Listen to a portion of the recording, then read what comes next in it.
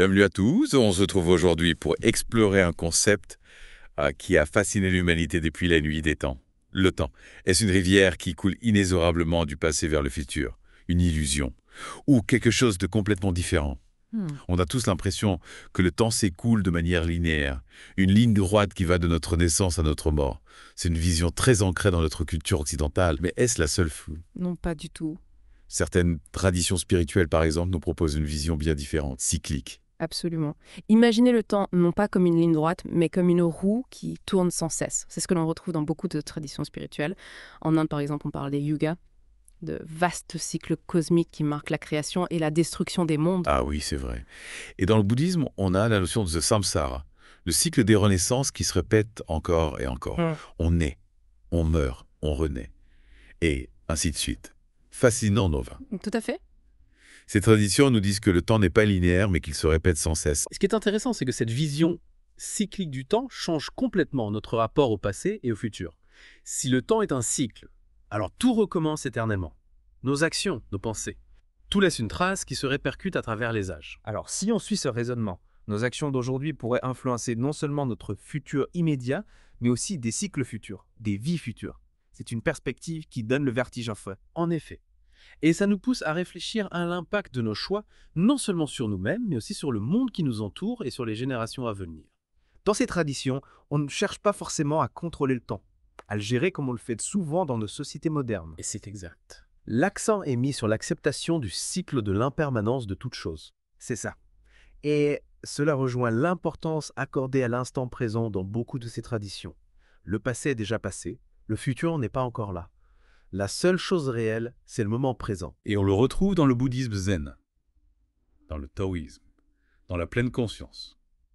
Vivre l'instant présent, c'est se libérer de l'emprise du temps, de l'angoisse du futur et des regrets du passé. Exactement.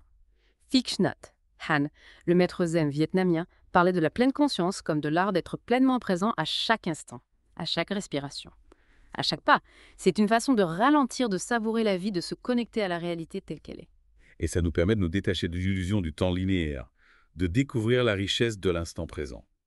Dans certaines traditions ésotériques, on va même plus loin en parlant d'un temps vertical, un plan où toutes les informations passées, présentes et futures coexistent. Intéressant. C'est une vision qui nous ouvre à des dimensions insoupçonnées. Oui, tout à fait.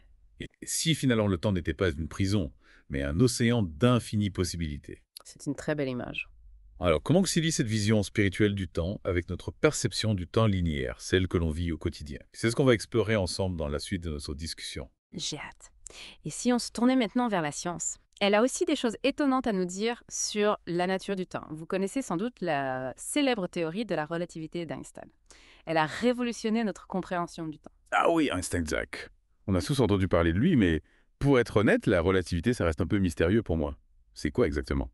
Imaginez que vous êtes dans un train qui roule à grande vitesse.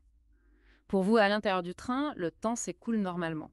Mais pour quelqu'un qui vous observe depuis le quai, le temps à l'intérieur du train semblerait s'écouler un peu plus lentement. Attendez, ça veut dire que le temps s'écoule pas à la même vitesse pour tout le monde? Exactement. La vitesse à laquelle le temps s'écoule dépend de votre mouvement et de la gravité.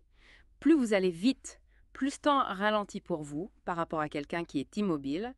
C'est ce qu'on appelle la dilatation du temps. C'est dingue. On a l'impression que le temps est quelque chose d'absolu, de fixe, mais en fait, il est relatif. Et la gravité, comment ça joue? Plus la gravité est forte, plus le temps ralentit. Par exemple, le temps s'écoule un tout petit peu plus lentement au niveau de la mer qu'en haut d'une montagne, car la gravité est légèrement plus forte au niveau de la mer. Donc si je passe ma vie en haut d'une montagne, je vierai un peu plus vite que quelqu'un qui vit au niveau de la mer. C'est fou. Mais on parle de différences infimes, non?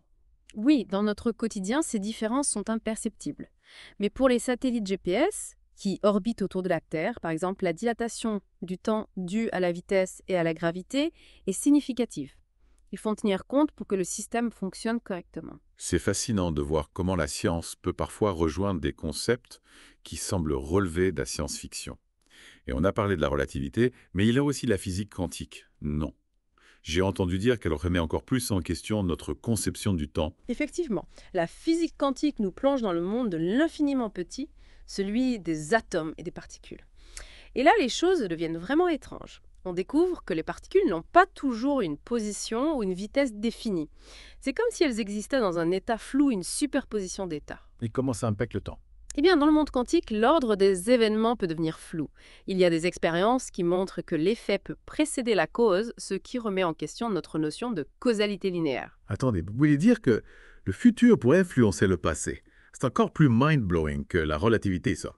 C'est un domaine de recherche très actif et les interprétations varient. Certains physiciens pensent que la physique quantique pourrait pointer vers une réalité où le temps n'est pas aussi linéaire qu'on le croit. Et on en arrive à l'hypothèse du bloc univers. Si j'ai bien compris, c'est l'idée que le passé, le présent et le futur existent déjà tous ensemble dans un bloc intemporel. Oui, c'est une des interprétations de la physique moderne. Notre conscience, comme une sorte de projecteur, se déplacerait à travers ce bloc, créant l'illusion du temps qui s'écoule. Un peu comme si on regardait un film image par image. Mais toutes les images existent déjà. C'est vertigineux.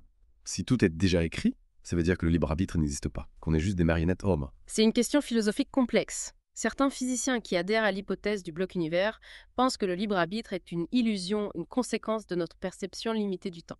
Alors où est-ce qu'on en est? La science nous dit que le temps est relatif, que la causalité peut être inversée et que le passé, le présent et le futur pourraient exister simultanément. On est loin de la vision linéaire et simple qu'on avait au départ. C'est vrai. Et ce qui est fascinant, c'est que la science, tout comme les traditions spirituelles, semble nous dire que le temps n'est pas ce qu'il semble être. Il y a des mystères à explorer, des dimensions cachées à découvrir. Alors, si le temps est aussi fluide, aussi mystérieux, quel impact cela a-t-il sur notre vie de tous les jours? On a parlé de la dilatation du temps pour les astronautes, mais est-ce que ça change quelque chose pour nous ici sur Terre? Peut-être que la question la plus importante n'est pas de savoir si le temps est une illusion ou une réalité, mais plutôt comment notre perception du temps influence notre façon de vivre. Oui, c'est vrai. On a tendance à penser que le temps nous échappe, qu'il file à toute vitesse. On court après le temps, on essaie de le gérer, de le rentabiliser.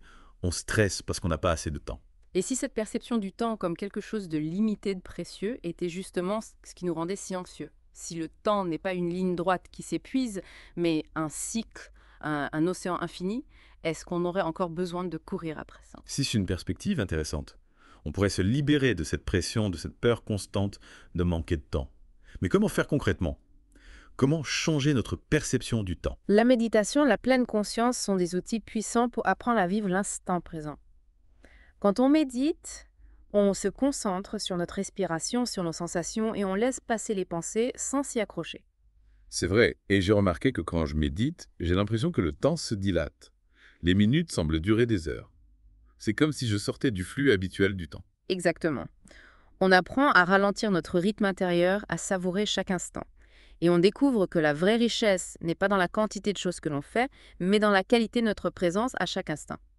Donc au lieu de chercher à contrôler le temps, à le planifier, à le remplir à tout prix, on pourrait apprendre à simplement l'habiter, à être pleinement présent à ce qui se passe ici, et maintenant, Oui, c'est ça. se reconnecter à la nature, au cycle naturel du jour et de la nuit des saisons. Exactement.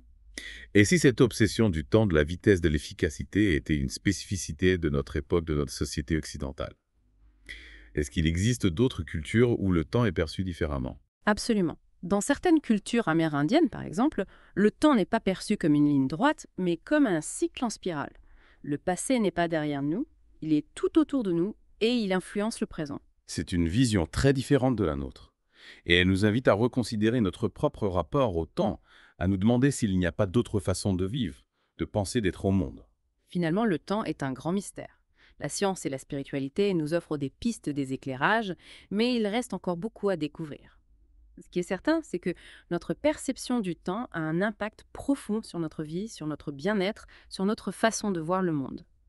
Alors, au lieu de nous laisser dicter notre vie par le temps, pourquoi ne pas essayer de changer notre regard sur lui?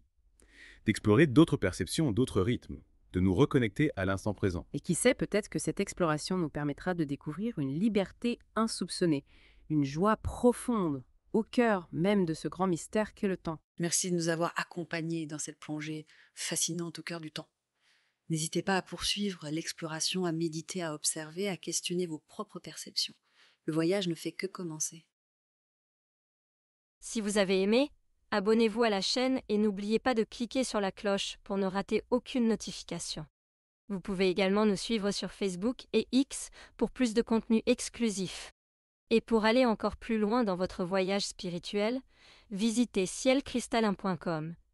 où vous trouverez des articles, des guides et bien plus encore pour nourrir votre chemin intérieur. À très bientôt chez les éclaireurs.